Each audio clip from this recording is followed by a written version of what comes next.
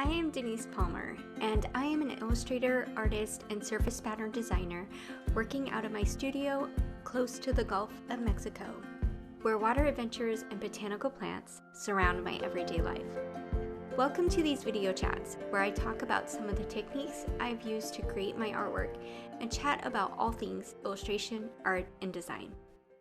In this short time-lapse video, I am illustrating a little penguin house that is going to be at the edge of Antarctica, and a playful penguin design that I will share at the end of this time-lapse video.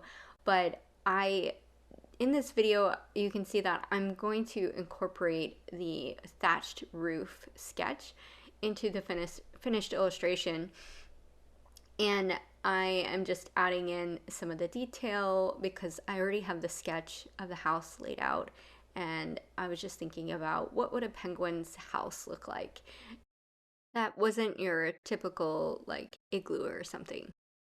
And I had in my mind that these playful penguins were also mischievous in a way, and so I had to make sure that there were some details that reflect that in the overall design.